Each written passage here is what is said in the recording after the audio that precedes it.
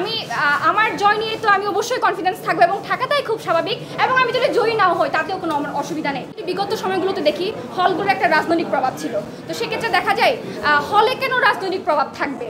ঠিক আছে, আপনার রাজনীতি করেন, ছাত্র রাজনীতির অবশ্যই দরকার আছে, কিন্তু আপনি হলের ব্যাপারটা যে আগে কেমন ছিল, যে আপনাকে বাংলাদেশের একটা সিস্টেম অবশ্যই চালু আছে, আপনারা হয়তো জানেন, কাজের বিনিময়ে খাদ্য।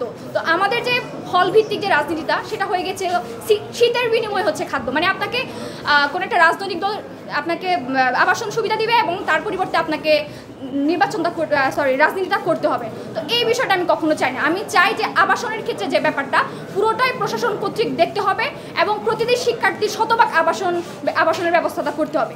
আচ্ছা, আমরা এইবার দেখছি যে নারীদের অংশগ্রহণ, যেহেতু আপনারা সবাই জানেন আমরা একটা 5ই আগস্টের পরে আমরা একটা বিপ্লবের মধ্য দিয়ে এসেছি, এবং সেখানেও আপনি দেখবেন যখনই নারী শিক্ষার্থীরা হল থেকে বের হয়েছে তখন থেকে দেখা যায় যে আন্দোলনটা আরও জোরালো হয়ে গিয়েছিল।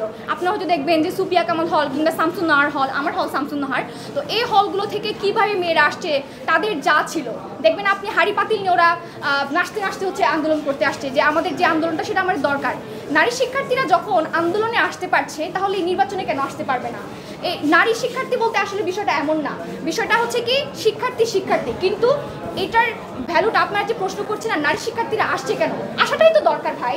মানে এই জিনিসটাই আসতে হবে, নারী শিক্ষার্থীদের শতভাগ অংশগ্রহণ করতে হবে। আপনারা হয়তো দেখে থাকবেন বিভিন্ন ক্ষেত্রে নারী শিক্ষার্থীদেরকে হয়তো সরিয়ে দেওয়া হচ্ছে, বা আগে যারা খুব বেশি আলোচনায় ছিল তারা কিন্তু এখন আর নাই। এই যে নারীদের যে রাজনীতিতে অংশগ্রহণের যে ব্যাপারটা, সেটা কিন্তু কোনো না কোনোভাবে প্রভাবিত হয়ে তারা কিন্তু হারিয়ে যাচ্ছে। এই হারিয়ে যাওয়াটাকে আমরা উদ্ধার করতে চাই, এবং আপনারা জেনে থাকবেন ডাকসু এমন একটা নির্বাচন এবার হতে চলেছে। আমি এখনও বিশ্বাস করি আমাদের যে নির্বাচনটা হতে চলেছে সেটা খুব ফেয়ারলি হবে। এখানে কোনো ধরনের আমরা খারাপ অবস্থা আমরা দেখতে চাই না। আমি এখনও বিশ্বাস করি এটা ভালো সুস্থ একটা রাজনীতি হবে, নির্বাচন হবে। সেক্ষেত্রে অবশ্যই নারীরা আসবে, আসাটাই স্বাভাবিক। নারীরা যে কোনো প্রশ্নে, আন্দোলনের প্রশ্নে যেহেতু নারীরা ছিল, তো এই রাজনীতিতে আসাটাই তো খুবই স্বাভাবিক এবং আসাটাই দরকার। নারী শিক্ষার্থীদের ভোটদানের বা নিরাপত্তার বিষয়টি তো অবশ্যই প্রশাসনকে দেখতে হবে, যেহেতু প্রশাসন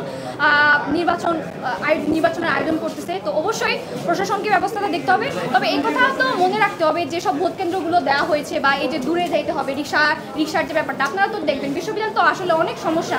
এই যে কুইট মৈত্রী হল এবং বঙ্গবন্ধু হলের শিক্ষার্থীরা একটু বৃষ্টি হলে, কালকেও বৃষ্টি হয়েছিল এবং অনেক হাঁটু সমান পানি, তারা কীভাবে যাবে, এবং তাদের যে বাসের ব্যাপারটা, যে ক্লাসে যাওয়ার জন্য তাদেরকে বাসে করে যেতে হচ্ছে, এবং বাসের সংখ্যাটা কিন্তু অপ্রতুল, যে পরিমাণ থাকা দরকার সেই পরিমাণ যাচ্ছে না। তো আমি মনে করি, এবং আরেকটা ব্যাপার আপনারা দেখবেন সেন্ট্রালে অনেকগুলো পদ আছে এবং হল ভিত্তিক অনেকগুলো পদ রয়েছে। তো এই যে একটা শিক্ষার্থী যখন ভোট দিবে তার কিন্তু অনেক সময় ব্যয় হবে। তো সেক্ষেত্রে এটাও একটা দেখার বিষয় যে আসলে ওরা কি ঠিকমতো ভোট দিতে পারবে কিনা, এবং তাদের হল থেকে ভোট কেন্দ্রে যাওয়ার পর্যন্ত নিরাপত্তার যে বিষয়টা, এটা অবশ্যই প্রশাসনকে নিশ্চিত করতে হবে, কারণ প্রশাসনই তো নির্বাচনটা হচ্ছে আয়োজন করতেছে। প্যানেল থেকে প্রস্তাব পাওয়া বলতে আমি সবার সাথে আমার মোটামুটি ভালো সম্পর্ক আছে। সেক্ষেত্রে প্রস্তাবনা পেয়েছি সেটা আমি বলতে চাচ্ছি না, তো সবার সাথে আমার আসলে ভালো সম্পর্ক আছে। আমি আমার জয় নিয়ে আমি সবসময় কনফিডেন্স। আমার জয় নিয়ে তো আমি অবশ্যই কনফিডেন্স থাকবো এবং থাকাটাই খুব স্বাভাবিক, এবং আমি যদি জয়ী নাও হই তাতেও কোনো আমার অসুবিধা নেই। একটা ডাকসুটা একটা প্ল্যাটফর্ম হবে আমার কথা বলার জন্য। হয়তো আজকে আমি হেমা চাকমা একজন ক্যান্ডিডেট কথা বলছি, কিন্তু যখন আমি নির্বাচিত হবো তখন হয়তো কথা বলবো যে ডাকসুর একজন প্রতিনিধি হয়ে। তো এমন না যে ডাকসুতে আমি হেরে গেলেও আমি খুব হেরে গেলাম, আমার জীবন থমকে গেল, বিষয়টা কিন্তু এরকম না। আমি নির্বাচনে জয়ী হই আর না হই, শিক্ষার্থীদের স্বার্থের প্রশ্নে আমার কণ্ঠস্বর সবসময় ছিল, থাকবে, এবং এটা অতলই থাকবে, এবং এই আমার কণ্ঠস্বরটা জারি থাকবে। ধন্যবাদ। আমার নাম হেমা চাকমা, আমার সেশন হচ্ছে 20-21, আমার ইনস্টিটিউট হচ্ছে স্বাস্থ্য অর্থনীতি ইনস্টিটিউট, আর হল শামসুন্নাহার, এবং আমি কার্যনির্বাহী সদস্য এবং হচ্ছে স্বাস্থ্য এবং পরিবেশ দুটাতেই নমিনেশন নিয়েছি। এখন দেখা যাক যেটা ভালো লাগে সেটাই আসবো। ধন্যবাদ।